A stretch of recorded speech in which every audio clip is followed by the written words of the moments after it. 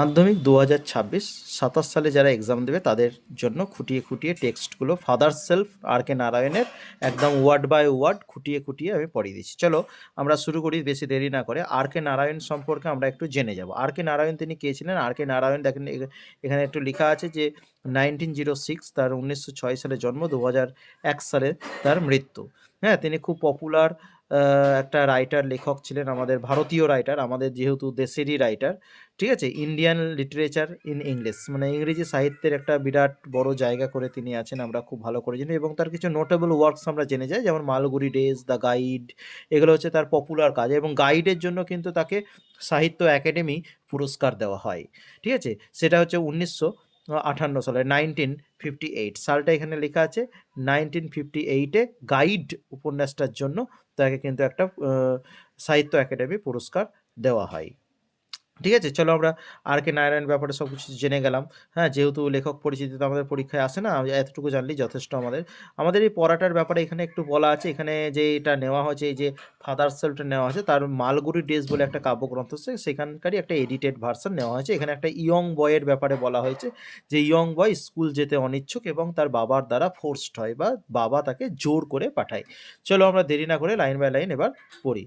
Lying in bed, যেটা তোমরা দেখছো, লাইং ইন বেড স্বামী realised with a সাডার that it was Monday morning. Lying in bed মানে বিছানাতে শুয়েই স্বামী বুঝতে পারলো, রিয়ালাইজড মানে বুঝতে পারা, স্বামী বুঝতে পারলো উইথ এ সাডার একদম চমকে গিয়ে, কেঁপে গিয়ে বুঝতে পারলো that it was Monday morning, যে এটা সোমবারের সকাল ছিল। তা it looked as though only a moments ago it was Friday. সে দেখলো এবং অবাক হলো, এই তো এইমাত্র তো ফ্রাইডে ছিল, শুক্রবার ছিল। অলরেডি মন্ডে ওয়াজ হিয়ার, ইতিমধ্যেই সোমবার এসে হাজির। হি হোপড, সে আশা করলো, he did not have go to school, সে মানে আশা করেছিল বা ভেবেছিল যে সে আজকে আর স্কুল যাবে না। হ্যাঁ, এই স্কুল যাওয়ার তার ইচ্ছা নেই, এটা যেহেতু দেরি হয়ে গেছে তার জন্য। ঠিক আছে, চলো। অ্যাট 9 o'clock স্বামীনাথন ওয়েল, ঠিক 9টার সময় স্বামীনাথন কি করলো? ওয়েল্ড, আর্তনাদ করে উঠলো। আই হ্যাভ এ হেডেক, বলছে ওহ আমার মাথা ব্যথা, এরকম করে একটা চিৎকার করে আর্তনাদ করে উঠলো। ওয়েল্ড মানে হচ্ছে আর্তনাদ করা। ঠিক আছে, তাহলে এখানে কি বলছে? স্বামী কোথায়, বেডে শুয়েছিল, বুঝতে পারলো, মানে চমকে গিয়ে বুঝতে পারলো যে সোমবারের সকাল, অবাক হয়ে গেল। ঠিক আছে, একটু আগেই তো ফ্রাইডে ছিল, ইতিমধ্যেই অলরেডি মন্ডে ওয়াজ হিয়ার, ইতিমধ্যেই সোমবার এসে হাজির। হ্যাঁ, তার জন্য হি হোপড, সে আশা করেছিল, he did not have to go to school, সে স্কুলে আর যাবে না। এটা সে মানে ভেবেছিল যে আর স্কুলে যাব না। ঠিক 9টার সময় স্বামীনাথন তার জন্য কী করলো? ওয়েল্ড, আর্তনাদ করে উঠলো, আই হ্যাভ এ হেডেক, যে আমার মাথা ব্যথা করছে। মাদার জেনারেসলি সাজেস্টেড, সহৃদয়ভাবে মা, আর মা তো একটু ছেলেদের প্রতি ভালোবাসা একটু থাকেই, মানে একটু বেশিই থাকে, তার জন্য জেনারেসলি মানে সহৃদয়ভাবে সাজেস্টেড, বলল দ্যাট স্বামী মাইট স্টে অ্যাট হোম, স্বামী বাড়িতেই থাকুক, আর তাকে স্কুলে যেতে হবে না। ঠিক আছে, এরকম করে বলল। অ্যাট 9:30, ঠিক 9:30টার সময়, when he ought to have been in school prayer hall, যখন তার স্কুল প্রেয়ার হলে থাকা উচিত, Swami was lying on the bench in mother's room, তখন কী করছিল? স্বামী তখন তার মায়ের রুমে, তার বেঞ্চে শুয়েছিল। Lying on the bench in mother's room, মায়ের রুমে। ঠিক আছে, এটা past continuous, was lying on bench, on the bench in mother's room, তখন যখন স্বামীর স্কুল প্রেয়ার হলে থাকা উচিত, তখন কি করছিল? স্বামী তখন মাদার্স রুমে, রান্নাঘরে মাদার্স রুমে সেখানে শুয়েছিল। ঠিক আছে, ফাদার আস্কড হিম, বাবা তাকে জিজ্ঞেস করলো, have you no school today, বাবা তাকে জিজ্ঞেস করলো, আর আজকে কি তোর স্কুল নেই? তাই জিজ্ঞেস করলো। ঠিক আছে, হেডেক বলছে, স্বামী রিপ্লাইড, স্বামী উত্তর দিল, মাথা ব্যথা করছে যে, এরকম করে। Nonsense, dress up and go, nonsense মানে এই আজে বাজে কথা ছাড়, ড্রেস পর এবং চ, এরকম করে বলছে। ননসেন্স মানে বোকা নয়, আজে বাজে কথা বলা। ঠিক আছে, ভালো ডিকশনারি খুলে তুমি দেখে নেবা আজে বাজে কথা।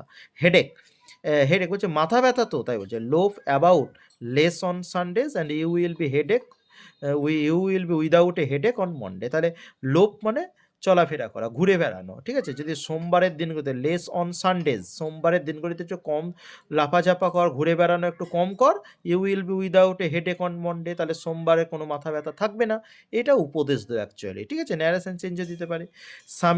স্বামী জানতো how strict his father could be, যে তার বাবা কতটা কঠোর হতে পারে। স্বামী এটা খুব ভালো করেই জানতো। So he change his tactics, তার জন্য তার যে একটা বুদ্ধি বা কৌশল, ঠিক আছে? সেটাকে পরিবর্তন করে ফেললো। নিয়ে বলল যে, "না, বাবাকে যদি সুগোছে বলি তো বাবা তো শুনবে না।" তার জন্য ও ওটা ট্যাকটিক্সটাকে চেঞ্জ করলো। কি বলল? "I cannot go so late to the class." আমি এই ক্লাসে এত দেরিতে আমি স্কুলে যাব না। মানে একটু বুদ্ধি করলো আরকি যাতে স্কুলে যেতে না হয়। তোমরা দেখছো যে কেমন বিছানায় শুয়ে আছে, হ্যাঁ? ভান করে বদমাশি খুব ছেলেটা, বুঝতে পারছো তো? তারপর দেখো, ইউ উইল হ্যাভ টু, তোকে যেতেই হবে। It is your own fault, এটা তোর দোষ। It is your own fault, এটা তোর দোষ। What will the teacher think if I go so late, teacher কি ভাববে যদি আমি এত দেরিতে যাই, তাই বলছে। ওর বাবা বলছে তোকে যেতেই হবে, এটা তোর দোষ। ঠিক আছে, ও বলছে টিচার, যদি শিক্ষক কি ভাববে যদি আমি এত দেরিতে যাই, টেল হিম, তুমি তাকে বলবে ইউ হ্যাড এ হেডেক, তোমার মাথা ব্যথা করছিল, সো আর লেট, তার জন্য দেরি হয়েছে।